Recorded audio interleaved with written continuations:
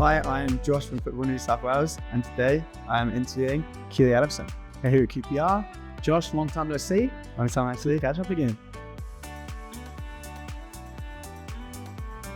From the North Shore of Sydney to the west of London, here at QPR, we'd love to walk through your footballing journey that took you to where you are today. So let's start back on the other side of the world. What was it like growing up at Sydney's North Shore, and how did that environment shape your footballing journey? That was awesome. I think my first introduction, because my parents didn't quite understand, or maybe weren't as competitive in that space, we signed up for a team with Lindfield, the friendship team with all of the same class from preschool. And my best mate and I, Adam Kavanagh, we were playing in this group, and apparently we were hogging the ball too much. So the grader came in and said, I think you boys should maybe play in a graded team instead. Right. And he still holds over me today. He got moved into the A's, I got moved into the B's, and that's where I played my first kind of season in organised football. You then moved to Northern Tigers in 2015. What was it like coming through the youth system at an NPL club? I think while I was still at Lindfield, I remember we had one very good player, Adam Mustafi, leave Lindfield and go and play for Tigers. And I remember thinking, okay, he was a ball hog when he was with us, so maybe that's just where I don't want to play there because that's where all the ball hogs go. But then I realized it was just like really good, high quality players. And then as I got better, I realized that's where I wanted to be. And in under 12s, my dad took me to a trial and got into the team. And that's where I played the majority of my footballing career so far. While playing for Northern Tigers, you also played in the 2021 New South Wales All Schools Championships at Valentine Sports Park and made it into the 2021 All Schools Merit Boys team while at Kealey High. What was that experience like, and what was it like receiving that accolade at that age? Well, that year itself was really good. It was a shame that it got cut so short. Normally, that kind of extends into Australian schoolboys and all that through the school system, but it was the year of COVID, so it got cut really short. I think it was a really nice justification for all the effort I'd put in. I'd missed out in the past of getting into any combined high school CHS stuff in year 10 and had so missed out and seen boys go and get to do a UK tour. I think coming around to that year, it was very much like, I want to be in this team. I want to play as much as possible. And I think when you talk about justifications of where you were and the levels that you're putting in, and obviously it was showing you playing NPL junior side, do you think from a young age you had that self-belief within yourself that you could make it to the top, that you could push yourself there? Well, I think for me, I just figured out very early that it's what I wanted to do. I don't know where those motives, where those are rooted, but it was what I wanted to do. And you can look at kind of any vision board or anything we did back in primary school of what everyone wanted to be when they're older. I think mine was always, I wanted to play professional football. And I think that carried out throughout, my junior playing career. And it was an interesting thing to kind of have because it's really easy to say when you're in kindergarten year 1 because everyone's saying the same thing. I think it's a little bit harder when you get to the start of high school, maybe 13, 14 years old, and you're still playing NPL and you're seeing boys in kind of professional academies now, and you're just thinking, it's really hard to gauge how far you are away from your goal. And I think it's important. Something like CHS feels like a kind of nod that you're moving in the right direction. For me, I think the biggest recognition of that hard work that you're touching on at a teenage age is when as a teenager you get selected to play first grade football. And that's what you were presented with at Northern Tigers when at 18, they gave you that first taste of first grade football. What was that experience like, and how did that help to develop your game? That was really important for my development as a whole. I think that year, those last 2 years at Tigers propelled my abilities and my stock forward a lot. I think it was the under 16 season in around that time. It was kind of you getting to senior football, and there starts to be this divide between Tigers as an NPL 2 setup, maybe go to an NPL 1 setup nearby and see if I can play more competitive football. but the club was really good to me and recognized how much effort I was putting in. They rewarded that by giving me more playing opportunities. So one thing I got to do a lot during my under 16 season was every single week I was getting to play my under 16s game. And then at the time 18s was senior football. I got to, play Saturday, Sunday for the whole season. I was getting so many minutes and then got to jump into the 20 squad and then be involved with first grade that whole next season. And then getting the opportunity at 17 and 18 to play with the first team at Tigers was really, really good. And that group of boys was really, really influential. You then signed for Sydney FC and you had your first taste of professional football in the Australia Cup, where you were part of the team that lifted the trophy after a 3-1 win against Brisbane Roar. Talk me through that cup run. Well, the cup run kind of feels like it's just kind of the icing on top, because I think I spent 2 years at Sydney FC, and that journey as a whole of kind of getting a sniff of real professional football, being what I'd consider like a mature age player, joining an academy setup. There was kind of a lot of factors that went into that whole move. I think it was weird how certain I was that I was going to be at Sydney FC at the end of year 12. I just had it. I'm going to be at Sydney FC, and then luckily Tigers put me forward to train on with them. I went ahead and trained, did well, got signed, and out of that group of older players that got signed, Zach Sapsford, Ben Gibson, and I, from that kind of group of players, like everyone is kind of justified the club's investment in those older players getting picked up for academies 18, 19 years old. You're a little bit considered kind of on the older side for that space, for that stage of development.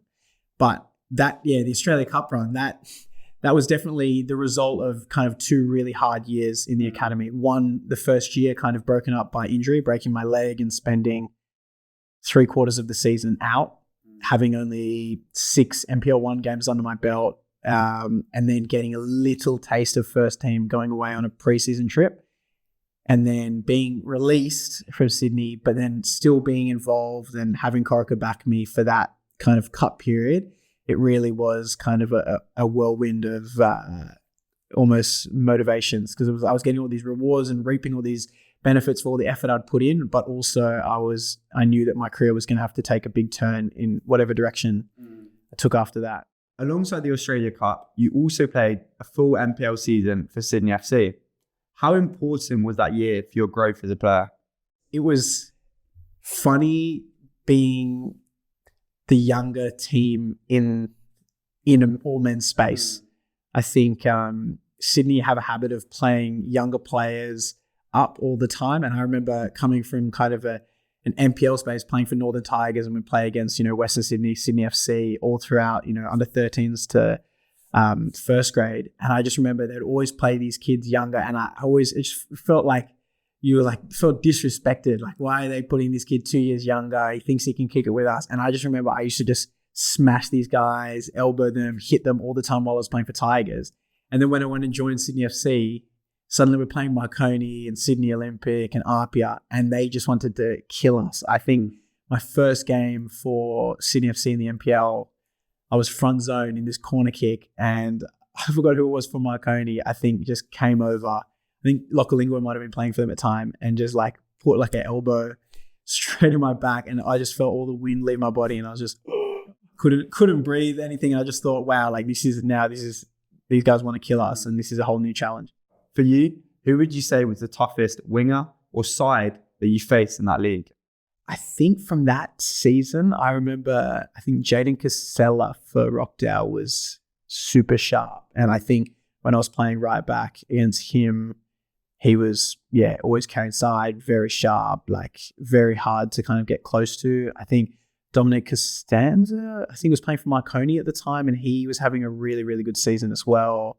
There was just, Kambiyashi was unreal. Oyama was unreal. There's just heaps of boys in that league that I don't know if there's as well known outside of the NPL space, but there was some unreal players. You then joined Macarthur FC, and similarly, you went and won the Australia Cup for a second time running, beating Melbourne Victory in the final. Was that second time round that little bit sweeter for you?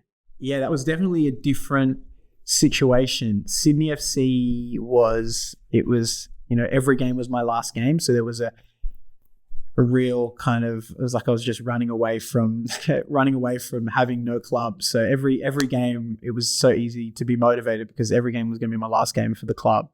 At Bulls, I was lucky to have 6 months under my belt. And interestingly enough, I got a little taste of ACL2 or Asian Cup football that Macarthur had qualified through the Australia Cup from the year prior that we'd won with Sydney FC. So it was going into that next round of Australia Cup last year was kind of, the motives were different. It was like, we want to play in Asia again. We want to, I was part of the team. I had a contract. So it was almost like we're building towards the season and the squad was so good and the vibes were really good. It was very super positive. And obviously we were all joking about it. Bratz and I were there and we'd won with Sydney the year before. It was kind of, let's do this again. But you don't really realize you have a chance to do it again until you're there in the final, 1-0 up, defending your heart out to just get it over the line. So that was unbelievable experience. Then last season, personally, you really kicked on and had a strong season, being awarded the Macarthur medalist. What did that recognition of all that hard work mean for you?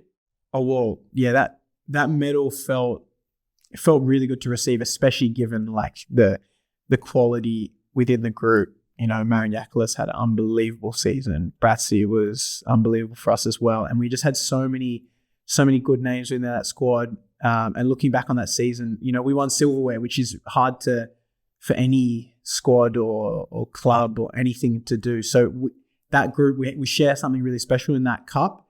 I think it's almost disappointing we weren't able to get more out of the league as a whole. But that winning that medal, it felt like a real reward for a lot of hard effort over, not just that season, but a lot of seasons leading into that. So I felt like there was a lot of momentum going into that season, and it almost, again, it felt like another justification of okay, you're on the right path. You've chosen the right thing, and you're doing the right things on the field.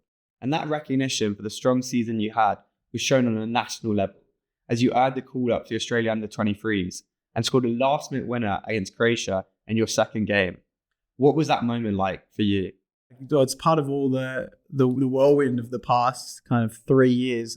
That call up was really awesome. We had a domestic camp, which, you don't think too much about in terms of when you compare it to the league, because you're not playing any competitive games at that stage. But for me, it was one of the biggest achievements I kind of hold, because I always wanted to wear green and gold, and I thought I was going to get to do that through a schoolboys kind of space. But COVID had other ideas, so it's I had to take the harder route to get that through kind of a youth national team call up. And yeah, that was awesome to be part of Tony's squad consistently for the last couple months has been awesome. And that group, I always say that the 2003 age group, we haven't got as much love as some of the other age groups over all the years. So having that group and a lot of players that have worked really hard in their careers to get to where they are and not kind of getting that national recognition, finally getting that, I feel like we've justified it by having some really good games. The Croatia game, for example, we played against a really strong Croatia side in Qatar, and the group just showed heaps of character. Obviously, I went a bit out of position at the very end because I just wanted to win that game so badly. And then Sega took a touch inside, and I just saw a net, and I just smacked the ball straight in and got to celebrate in the corner with everyone. And it was and those are all my boys that I've played against and with over the 10 years prior. So we were all just super excited. And then moving away from life in Australia and to life to where we are currently sat today in London, England at QPR. How have you found the big move, and how has life at QPR been so far? Oh, the club have made the move so seamless. I think it was after a patch of really good games earlier, about halfway to the end of last season. I found out there was a little bit of interest there, but obviously, interest can come and go. Football moves quickly, so it's kind of something I had in my mind that was telling me I was moving in the right direction. And again, I was doing the right things. And then just as we got to the end of the season, finishing it strong, having good national team appearances, that deal itself started to materialize a lot more. And then, come this last off season, it really started to finalize. I was able to come and touch down here in West London and do my medical and get a feel for, the facilities, meet staff members, everything. And it was definitely that 2 months of the off season. It wasn't much of an off season because got to play a little all-star game and had national team camps. So I kind of got a week away from football. But I think because I was between such a big move, it was kind of hard to detach myself in any way because I was just excited. I just wanted to get started. I just wanted to play. So it was really, really surreal to then touch down. And then now having it just become, part of my day-to-day routine. I think it's really, it's really been an amazing experience so far. I think I'm just excited for more opportunities and show more and more what I can do at this level. But here in training, everything, it just feel heaps of momentum. I survived the preseason. I survived the double days, which we don't do as much in the A-League, and it's a lot shorter preseason. Obviously, the boys at home, they haven't even played their first league game. So I think I had a couple goals outside of just the games themselves that I needed to tick off, living away from home for the first time, making sure that my body physically acclimatized to the level as quick as possible. I always wanted to be the fullback, being a fan in my youth myself. Always wanted to, you always enjoy when your fullback just seems to be involved in everything on the field. I think I just want them to see me put a tackle in, and then suddenly I'm just at the other end putting a cross in and we're getting a goal, and you're celebrating both actions, and you're someone you can just be like, oh, he was everywhere. That's the biggest thing for me, is just being as influential as possible on the field, defending, attacking, just doing it all, and just having the energy to go all day. And you're alongside Australians Daniel Benny and Jalen Pearman at QPR. Former teammates like Segacic and Hayden Matthews are also in the Championship. What is your take on the growing pathway for young Socceroos trying to break into Europe? I think that the talent in Oz has always been there. I think the league in the past couple of years has, due to circumstance, had heaps of opportunities for young players to come in and play, which has been massive because those players are now getting exposed to a lot more important stakes and important games, and it's just great for their development. I think all of us that are here now feel a big responsibility to open up that pathway and almost increase the stock of all the players back home. And I think, you're seeing with Nesta and Sega right now, what they're doing at Watford and Pompey respectively, they're really kind of showing the quality that, we can bring from back home. And having Jalen, having Benny here as well has been awesome. Little slice of home here, even if they're from WA. And Sega and Hayder also caught up with them early in preseason, and we're just kind of enjoying and celebrating that we're all here together. We will have a big job, a big task on our hands, but I think we're all very kind of proud of each other, and we know how hard it, because we've all lived the experience. We know how hard everyone is kind of working to make their path here. So I think we all have kind of a lot of time for each other. Alongside playing, you also set aside some time for coaching. So you already completed your coaching C diploma through Football New South Wales. What inspired you to start your coaching journey so early in your career? Oh, well, the coaching as a whole, I think for me, finishing high school, I had kind of a choice, because the academy system at Sydney FC isn't a full-time program. I kind of had a choice between tertiary education, going to university, or picking up kind of part-time work. And I think for me, the decision, again, at the time, I was just so confident, convinced, even just coming out of a Northern Tiger space, I wanted to play football in Europe. So I didn't want to start a degree that may not be transferable, a year from now, 2 years from now, 3 years from now. I didn't know when I was going to go, but I just knew I had to go.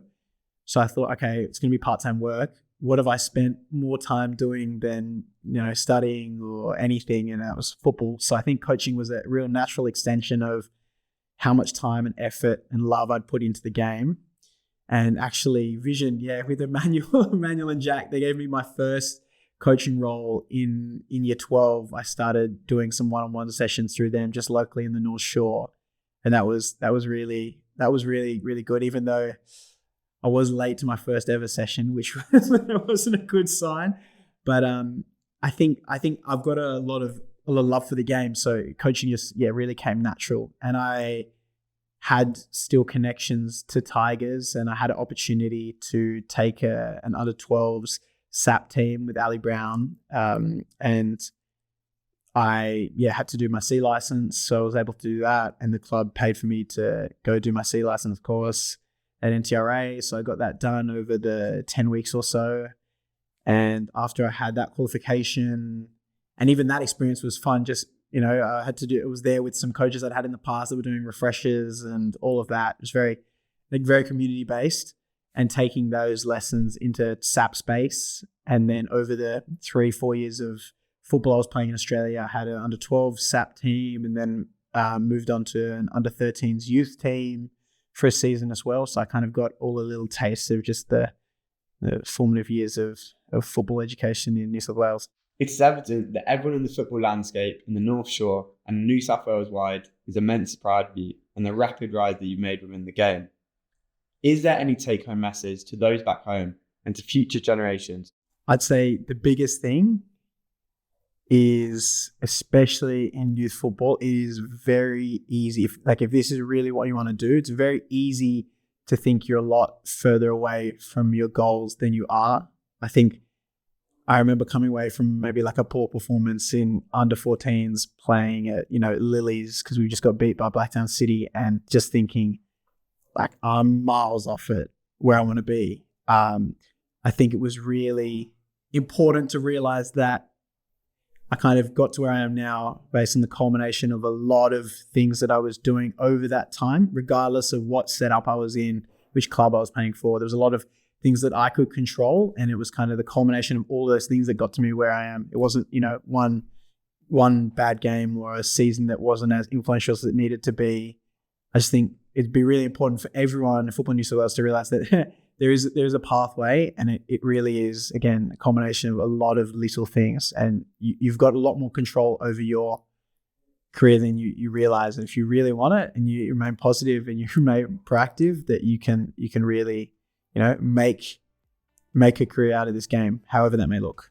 Even if it's just getting an opportunity to play New South Wales with your team, or even going away with your Sydney North side for a tournament. There's a lot of other little accolades you can gain along the way that are super important.